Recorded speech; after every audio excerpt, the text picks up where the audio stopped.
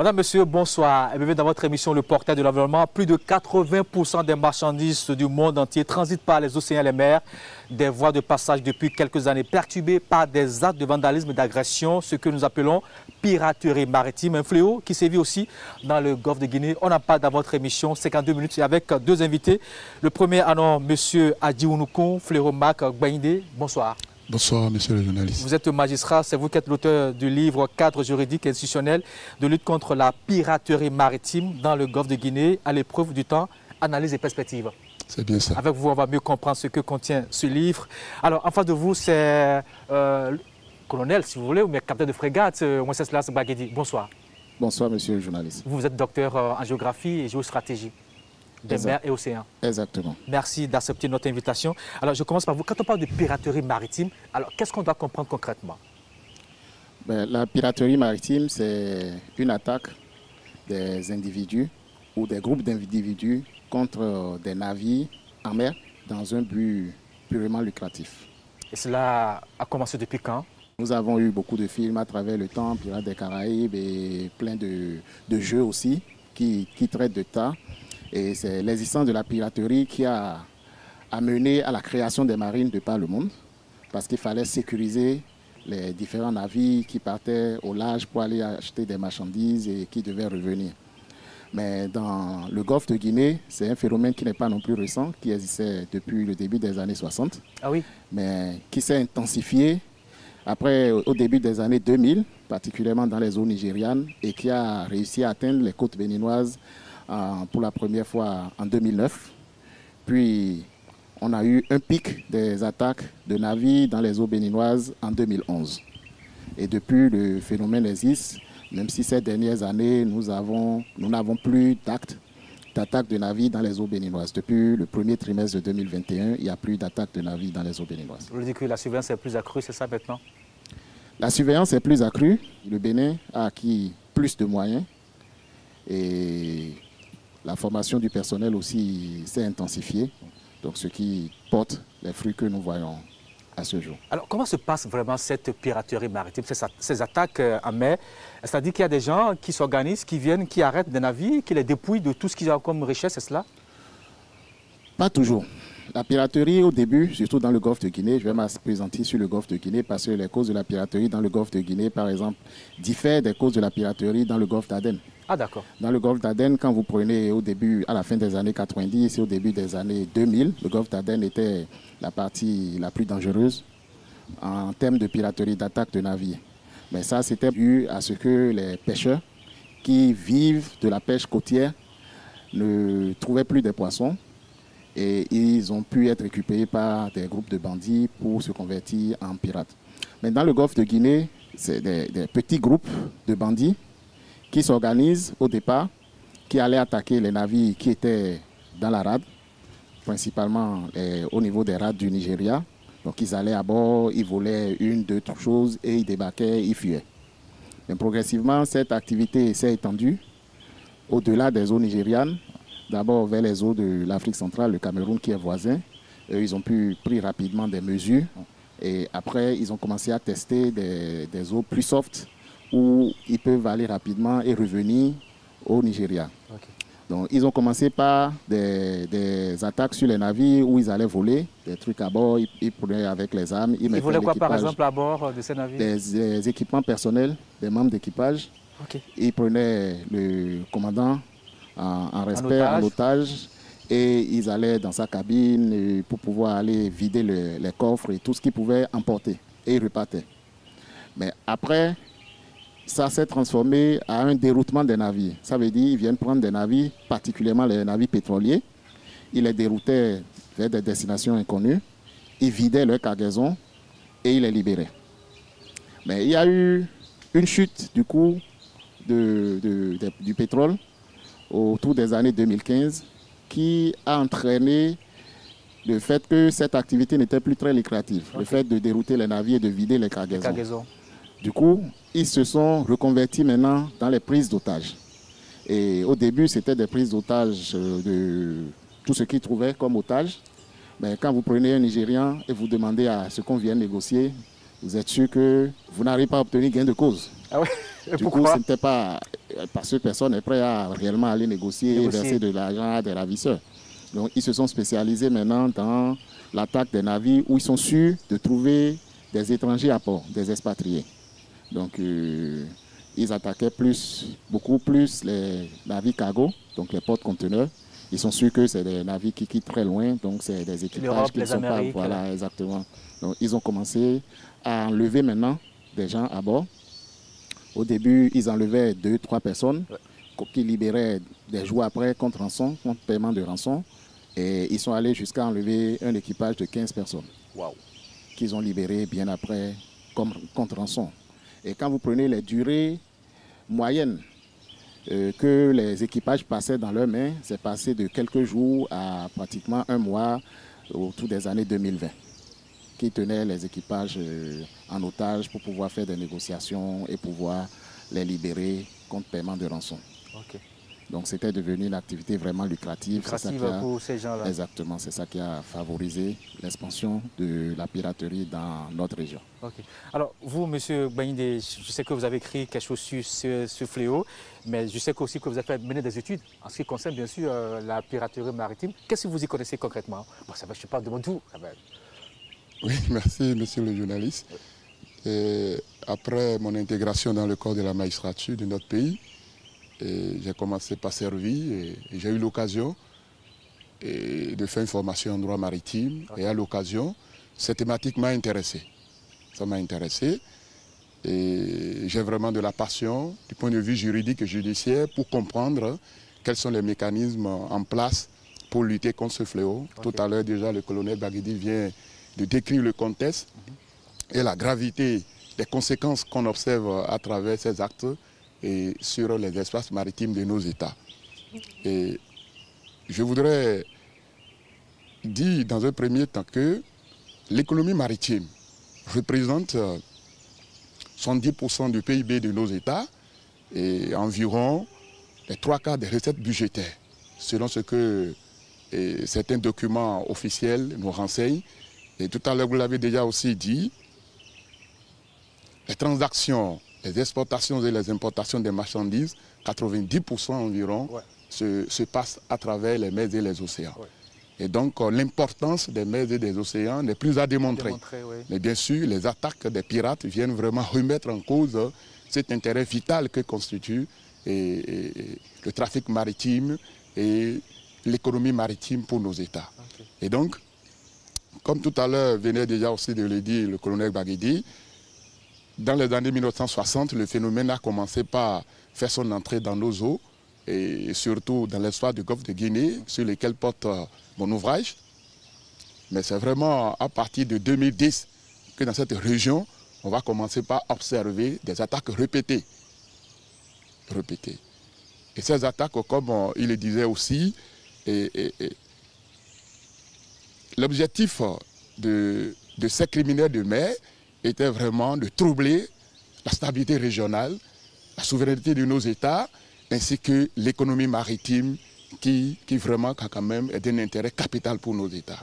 Alors, moi en tant que magistrat et passionné de la question, je me suis interrogé, à voir l'importance des mers et océans, et ces attaques qui viennent remettre en cause cet intérêt vital que constituent les mers et les océans.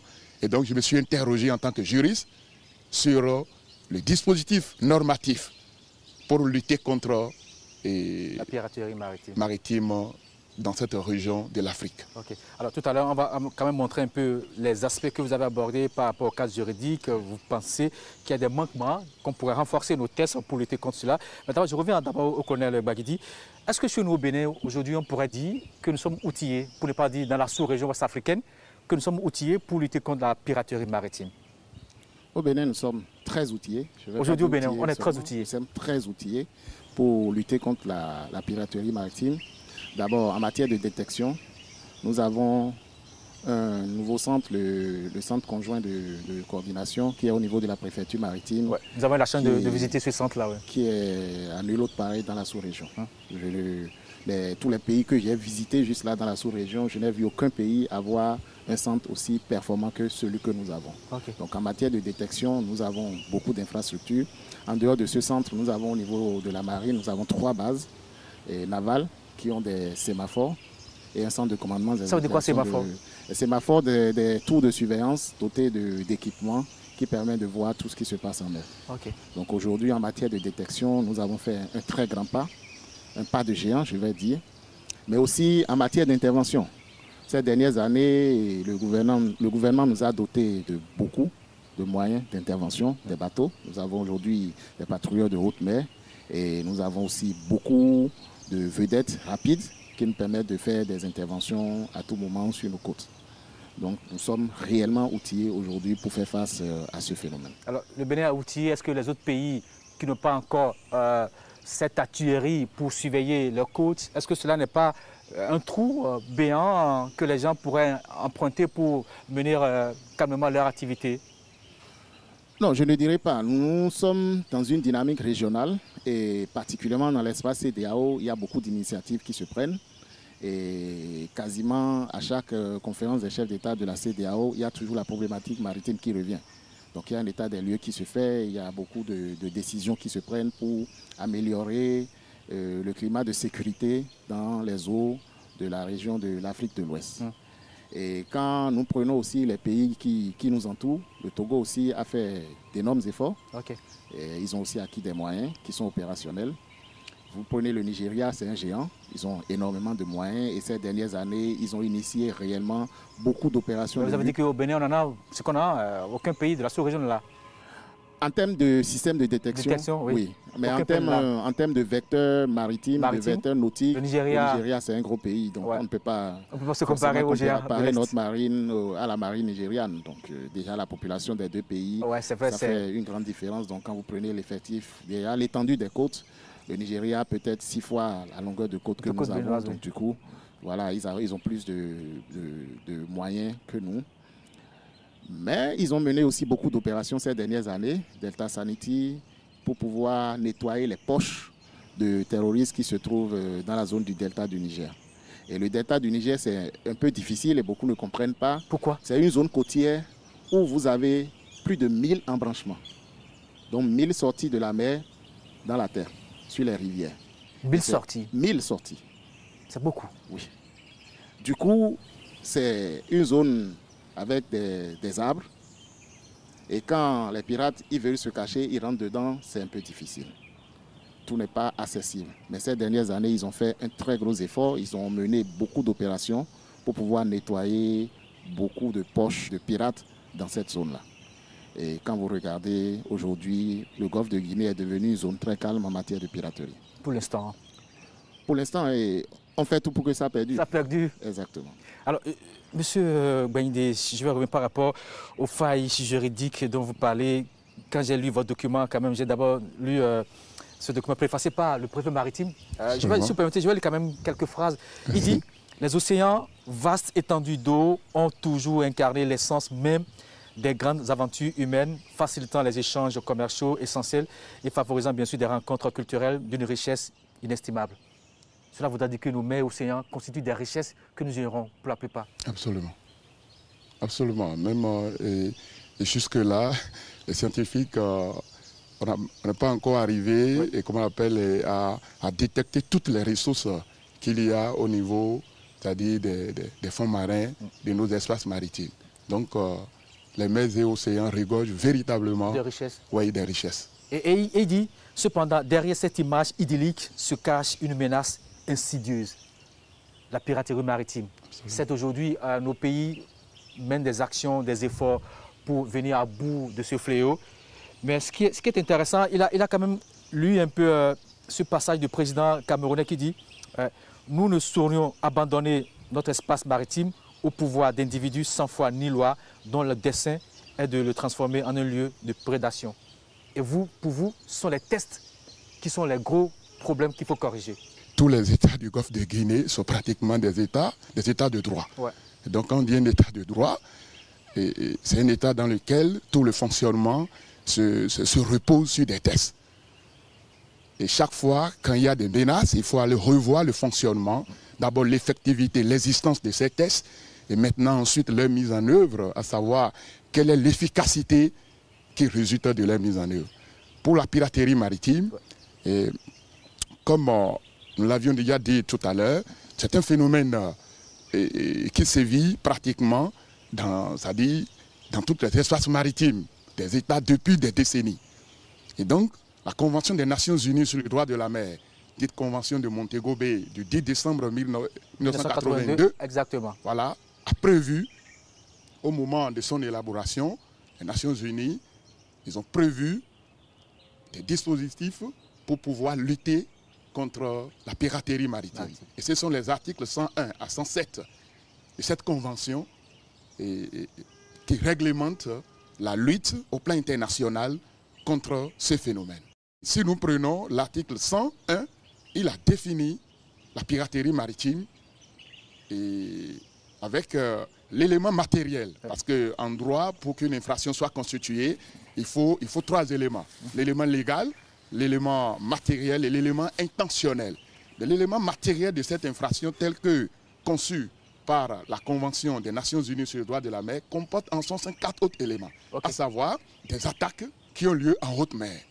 Deuxième élément, il doit s'agir d'un acte de violence illicite, d'accord, de déprédation ou de détention contre des navires.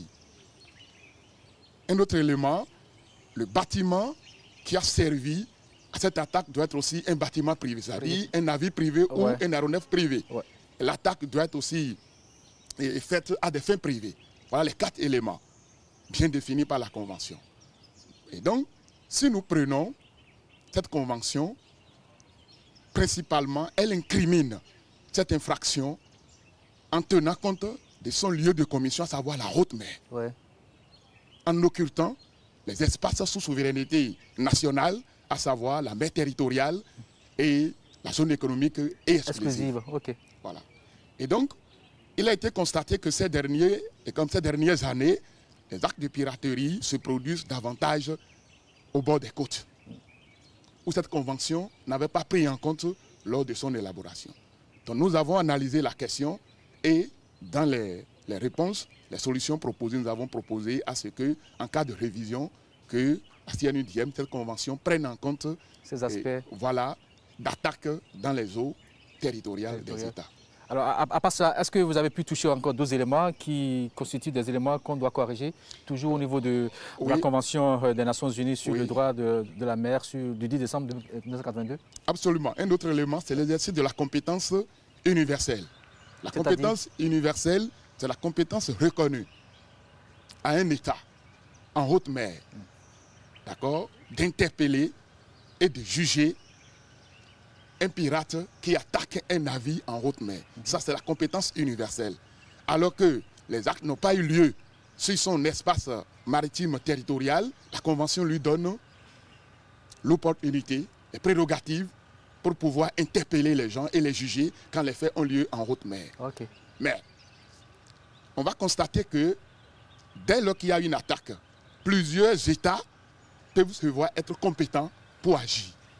L'État dont le navire attaqué porte le pavillon, le navire qui a attaqué, c'est-à-dire le navire des pirates, sa nationalité, les pirates eux-mêmes aussi leur nationalité, les victimes aussi leur nationalité, l'espace territorial et maritime sur lequel l'acte a eu lieu, chacun de ces États a sa compétence pour interpeller et juger. Mais nous avons constaté dans l'analyse que la Convention n'a pas mis un ordre de priorité pour les États, ce qui peut, c'est-à-dire constituer des obstacles à la répression efficace de ces crimes. Est-ce que vous ne dites pas, M. Gbagnindé, que j'essaie de relever des insuffisances, mais ce n'est pas évident qu'on arrive à corriger cela? Est-ce que vous dites ça? Vous dites, mais c'est fait, mais comment corriger pour qu'on puisse amoindrir le choc qu'on constate aujourd'hui? Il a relevé tout à l'heure, le colonel Baguidi, il a relevé toutes les difficultés, les tractations, le nombre d'années mises en place par les États. Pour de 82 à 94, mais c'est beaucoup d'années. C'est bien ça. J'ai analysé tous ces aspects dans mon ouvrage. Et je suis arrivé à des hypothèses. Et si l'hypothèse qu'il vient d'avancer avec toutes ces tractations, les États n'arrivent pas à aller à ces niveaux, peut-être aller toucher, parce que toucher à la Convention, ça peut susciter d'autres questions. Oui. D'autres questions. Et donc, les États étant souverains, ouais. Souverains et veulent toujours quand même maîtriser leur espace maritime, ce qui est normal et légitime, et reconnu aussi par la Convention. Il y a toujours, c'est-à-dire des petites réticences à ça. Mais nous avons proposé dans l'ouvrage que, au lieu d'aller forcément à ça, comment on appelle, l'ONU peut accompagner les États à prendre un traité sur la lutte contre la criminalité maritime. Et donc ce ne sera même plus la piraterie maritime seule qui serait traitée dans ce traité-là, ce traité international, où au lieu d'aller toucher aux dispositions de la Convention, ouais. Ce qui va prendre du temps, un nouveau traité peut être élaboré et ces infractions seront intégrées dedans en bonne et due forme avec les éléments de solution que nous avons apportés. Il faudra certainement encore profiter et retoucher à plusieurs autres dispositions. Ce qui peut peut-être tenter de toucher aux intérêts des États. Donc, pour éviter d'aller sur ce chemin un peu déjà glissant et qui ne serait pas totalement rassurant, prendre un traité uniquement pour disposer sur la lutte contre la criminalité en mer fait partie de l'une des solutions que nous avons proposées dans notre ouvrage. Et nous pensons qu'elle est, en la mettant quand même en œuvre, elle va aussi beaucoup jouer son rôle pour pouvoir maintenir la baisse des attaques que nous observons aujourd'hui. On connaît, qu'est-ce que vous dites de cette proposition faite par M. Gbagindé?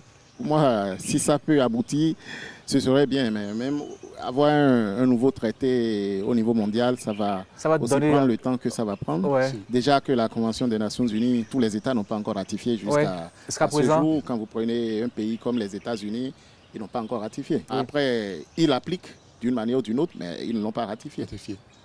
C'est vrai. Donc quand vous avez un État aussi puissant, qui juste la traîne encore à ratifier cette convention, et vous dites mais c'est perdu d'avance. On a encore plus d'une vingtaine d'États qui n'ont pas encore ratifié la convention. C'est vrai qu'il y a certains États qui n'y voient pas un intérêt particulier, surtout les États qui ne sont pas côtiers. Oui.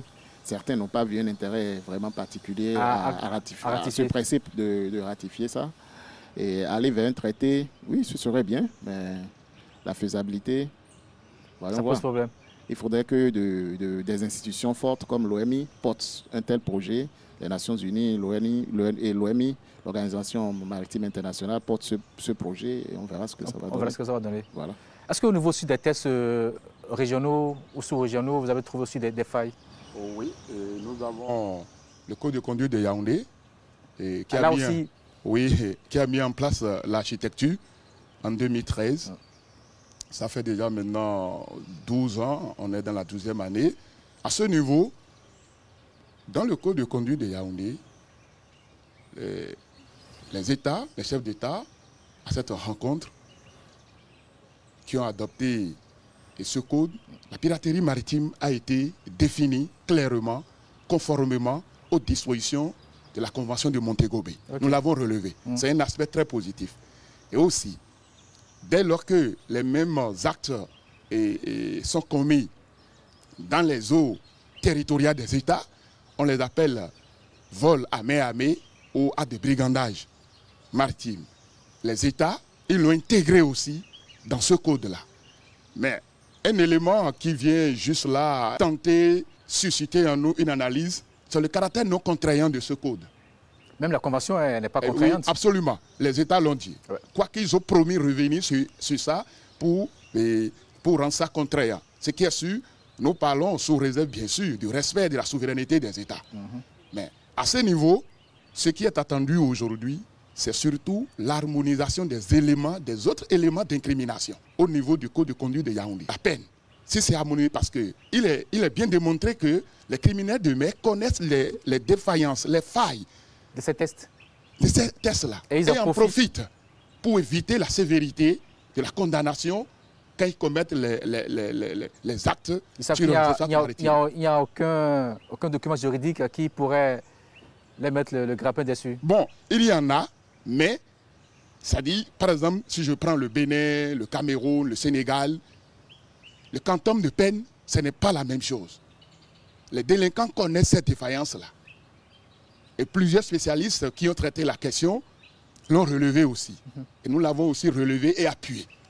Pour dire que si cet aspect-là est pris en compte, il y a aussi l'aspect de la recherche des preuves en mer.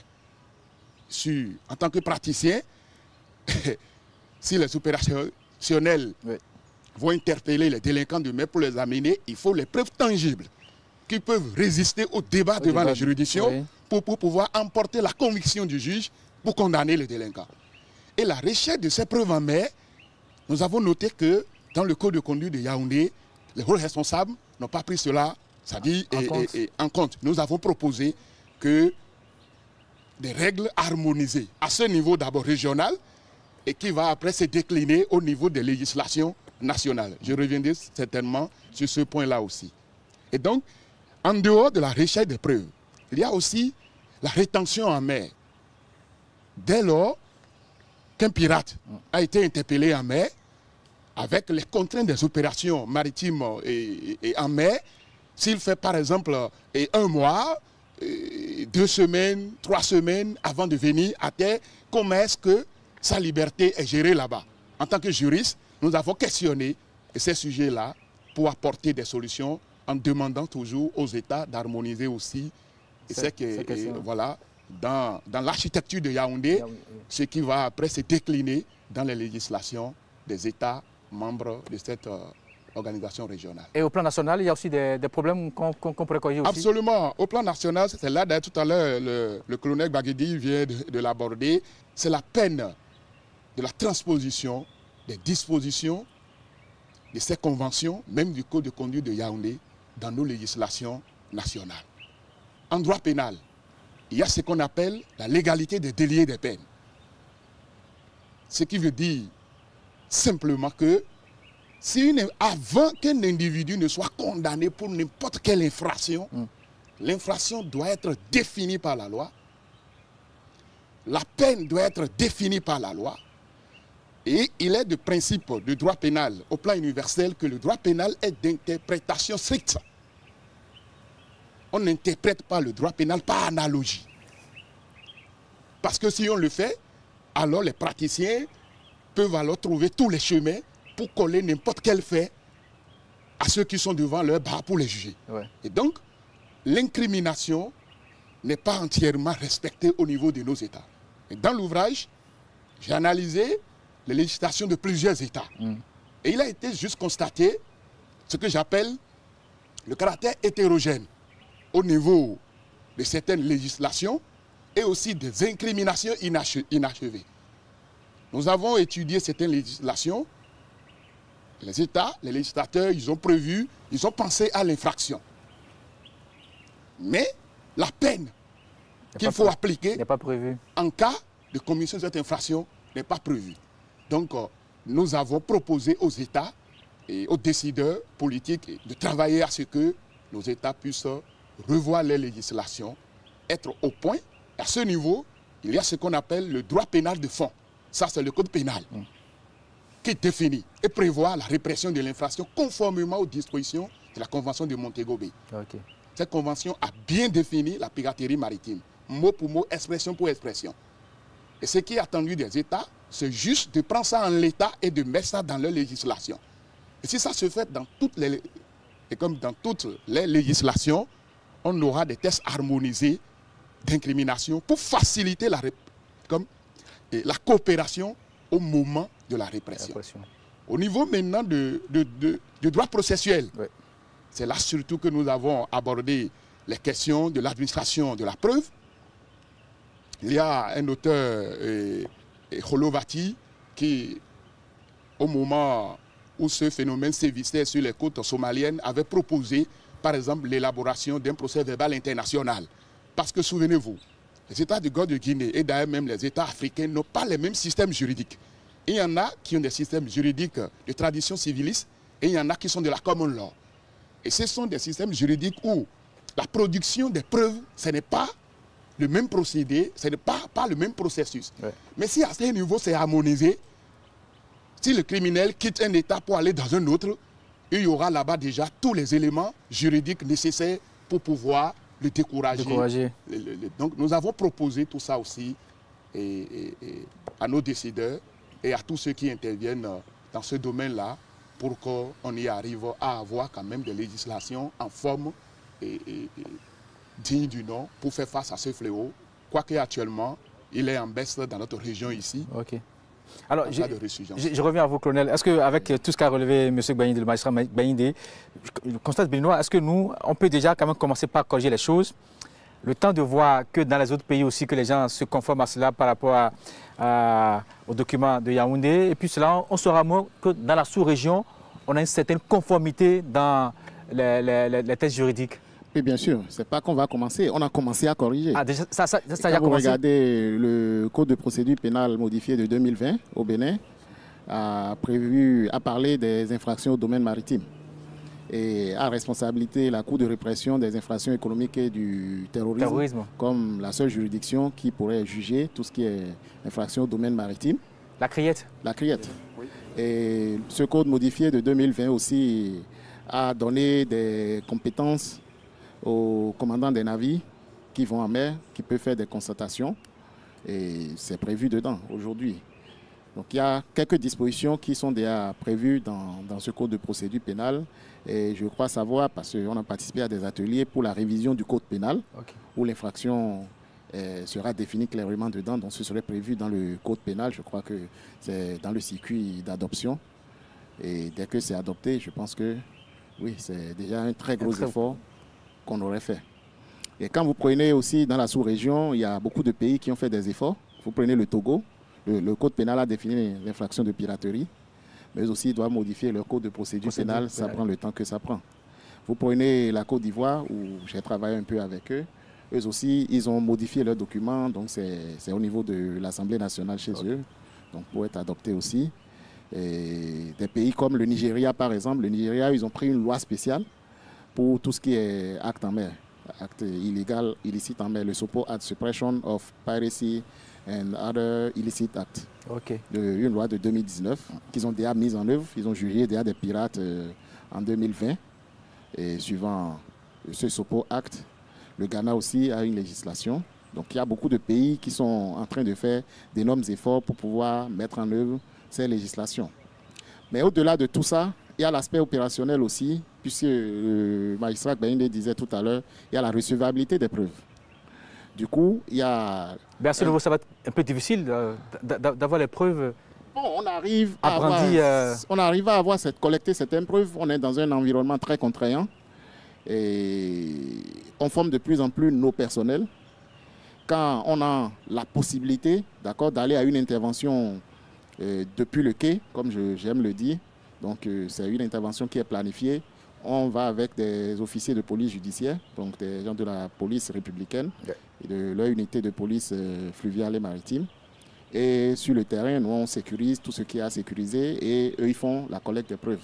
Mais quand nous partons pour une intervention directement de la mer, donc un navire qui est en patrouille, qui doit pouvoir aller, on a formé bon nombre de nos personnels à pouvoir sécuriser les preuves qu'ils trouvent. Et il y a eu un manuel de procédure opérationnelle standard et harmonisé qui a été élaboré avec l'aide de l'ONU-DC en 2022. Il reste maintenant l'adoption dans un document officiel de cette procédure où toutes les administrations qui sont impliquées dans l'action de l'État en mer ont leur rôle pour chaque infraction qui fait quoi. Et il y avait un certain nombre de magistrats de différentes juridictions qui ont participé à l'élaboration de ce document-là. Donc dès que ce document, on le met en pratique déjà d'une manière ou d'une autre, quand aujourd'hui on fait nos exercices maritimes avec toutes les administrations, on met ça déjà en œuvre, mais dès que le document deviendra un document officiel, je pense que toute la démarche est décrite dedans. Et la recevabilité des preuves ne pose plus de problème. Ok. Alors, M. Gbaïndé, est-ce qu'à part ces failles juridiques, est-ce que vous avez pu relever d'autres éléments qui pourraient aider nos États à améliorer la surveillance en mer? Absolument. Et comme tout à l'heure le disait aussi le colonel, ces éléments, je les ai bien relevés dans le document. Et que ce soit le Nigeria, le Cameroun, le Togo, la Côte d'Ivoire, le Sénégal, le Bénin. J'ai analysé les législations et il y a vraiment déjà des efforts qui sont en cours, qui restent juste à être concrétisés. Et chez nous, ici au Bénin, c'est ce que j'ai appelé dans l'ouvrage renforcer ou créer des juridictions spécialisées. J'ai évoqué le cas du Bénin, notre pays, qui a fait un effort important en la matière, ce qui est d'ailleurs recommandé par la Convention des Nations Unies sur le droit de la mer, et en ce qui concerne l'exercice de la compétence universelle, qui simplement veut dire l'État, dans son arsenal juridique, attribue la compétence pour juger, interpeller et juger les pirates à une juridiction. Et c'est déjà fait dans notre droit positif national et dans la loi portant organisation judiciaire au Bénin en 2020. Et désormais, c'est la Cour de répression des infractions économiques et du terrorisme qui est compétente pour connaître de cette infraction. Nous l'avons relevé, le Nigeria aussi, tel qu'il vient aussi, comme je le dis, nous avons relevé tous ces éléments dans notre ouvrage. Et s'il y a d'autres choses que nous avons complétées en dehors de tous les aspects techniques, que je peux résumer, harmoniser les législations d'abord nationales, bon, au plan régional, intégrer certains aspects, la recherche de preuves en mer, tel que je l'ai détaillé dans l'ouvrage. Il y a l'aspect de surveillance militaire, renforcer la surveillance militaire. Et au début, le colonel avait déjà aussi évoqué surtout le cas du Bénin avec la plateforme de détection qui est logée au sein de la préfecture maritime. Et désormais, si un acte illicite se commet sur nos eaux, depuis cette plateforme, on peut déjà identifier et tracer les auteurs. Nous l'avons proposé, comme le travail intéresse environ plus de 20 pays du Golfe de Guinée, nous avons proposé aussi dans l'ouvrage que si les autres États peuvent imiter le Bénin dans ce sens, ce sera aussi assez bien. Mais en dehors du renforcement de la surveillance militaire qui doit être constante, il y a ce qu'on appelle l'éradication des causes profondes de la piraterie maritime. Et ça, c'est un point très capital. Et si vous voulez parler de quoi concrètement, monsieur? Les causes profondes, et c'est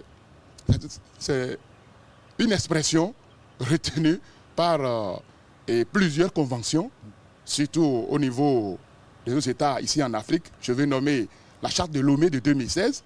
Je vais nommer aussi la stratégie africaine intégrée des mers et océans Horizon 2050 et aussi d'autres textes qui ont évoqué ça. Ces conventions n'ont pas défini ce qu'ils appellent l'éradication des causes profondes. Mais c'est au niveau de la doctrine que nous allons constater que les causes profondes à la piraterie maritime, ce sont au fait les malaises au sein des États qui parfois fâchent, d'accord, la population, surtout ceux qui veulent se rebeller, et ils profitent de ces failles-là. Ça peut être peut-être, en tout cas quand même, la corruption et la mauvaise gestion des ressources halieutiques, qu'on appelle comme les populations côtières, quand elles se fâchent, s'organisent pour eux-mêmes aller revendiquer leurs droits. Et donc, il a été proposé à ce que les États penchent aussi sur ces questions, qui sont d'ailleurs même des solutions préventives.